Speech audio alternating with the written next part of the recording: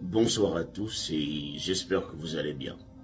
Alors, je voulais aussi rappeler à ceux qui vivent ici aux États-Unis, ceux qui viennent à peine d'arriver ou ceux qui sont là depuis, ils ont constaté que lorsqu'on part, lorsqu'on a une voiture, lorsqu'on conduit, il y a des endroits où il faut faire très attention. C'est-à-dire que lorsque vous savez très bien que vous voulez aller faire le plein de votre voiture, vous irez forcément à la gas station, dans une station-service, pour faire le plein. Mais ici, les stations-service sont des endroits les plus dangereux aux États-Unis. Ce sont des endroits où beaucoup de choses se passent.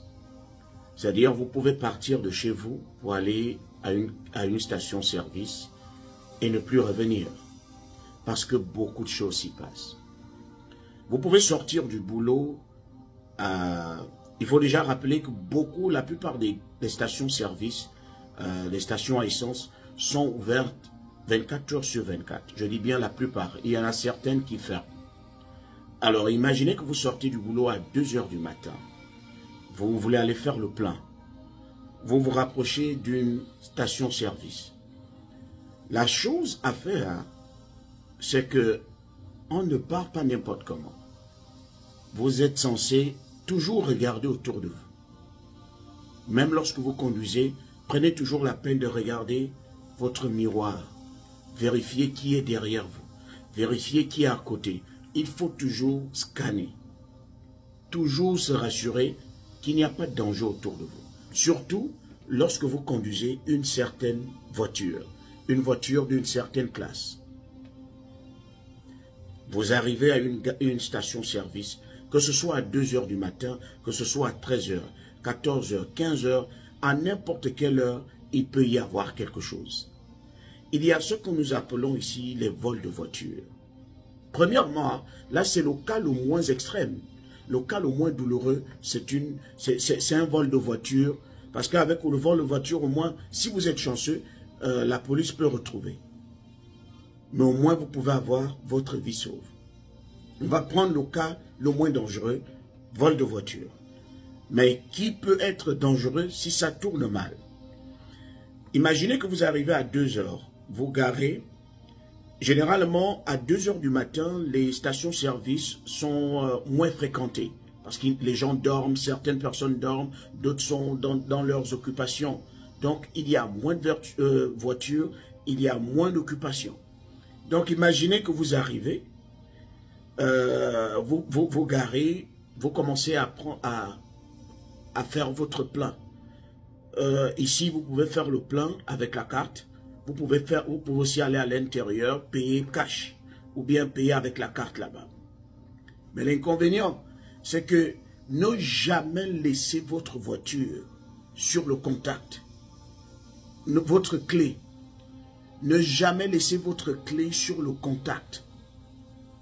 Et aller, par exemple, pour ceux qui font souvent le plein avec la carte, parfois on se retourne, tu as le pistolet de l'essence, pistolet pour mettre l'essence.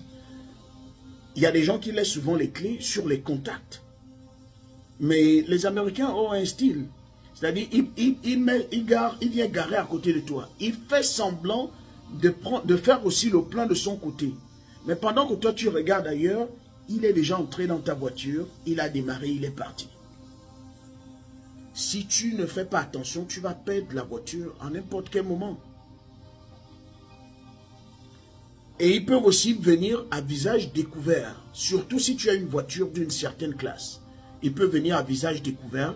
On te dit, allez, mets-toi à côté, il démarre. Moi, lorsque je pars faire le plein, dès que j'ai déjà ouvert le lieu pour faire mon plein, j'ai ma clé qui est toujours là dans la poche. Je ferme même la voiture. Je la lock.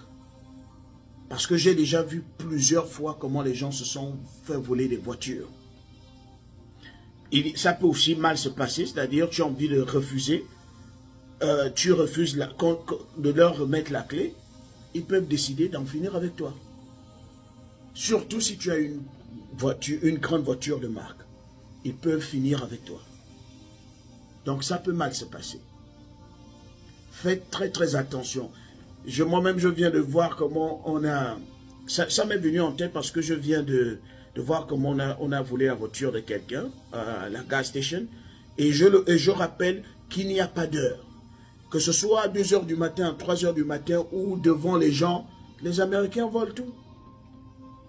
Ils peuvent, surtout s'ils veulent vraiment votre article, ils vont prendre ça. Ils vont récupérer. Et ici, ne vous dites pas que oh, je vais forcément retrouver ma voiture, il suffit que je donne le numéro de plaque et tout et tout. Non. Il suffit de même 10 minutes. Ils ont changé votre voiture. Ils ont changé la peinture de votre voiture. En 10 minutes. Ils ont enlevé la plaque. Ils ont même désossé votre voiture. Ils peuvent le faire en un rien de temps.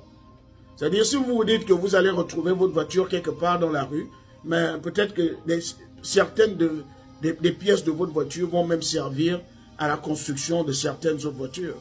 Ils peuvent vendre des pièces détachées. Donc, mieux vaut, ici il y a un slogan, soit tu sécurises ta voiture, soit si tu la laisses ouverte, tu vas la perdre. Donc, il y a un slogan, soit tu la sécurises, soit tu la perds. Donc, dès que moi j'ai déjà garé ma voiture, dès que je descends, boum, je me rassure que c'est fermé. Parfois, je ressors dans la nuit pour aller vérifier. Parce que je n'ai pas envie de me retrouver dans une situation où je vais dire, ah, j'aurais dû. Non, je préfère me rassurer. Donc, sécurisez toujours vos voitures. Rassurez-vous toujours que votre voiture est bien en sécurité, bien fermée. Qu'on ne peut pas ouvrir les portières. J'espère que tout le monde a saisi. Nous apprenons tous les jours et je le rappelle. Ce sont des événements qui font en sorte que nous venions communiquer. Parce qu'il y a des moments où nous oublions aussi que nous sommes aux États-Unis. Mais certains événements, lorsqu'on tombe encore sur ça, on se dit, oh, mais laisse-moi aller communiquer. Parce que j'ai l'impression, j'avais déjà oublié ce cas-là ici. Donc, faites très très attention.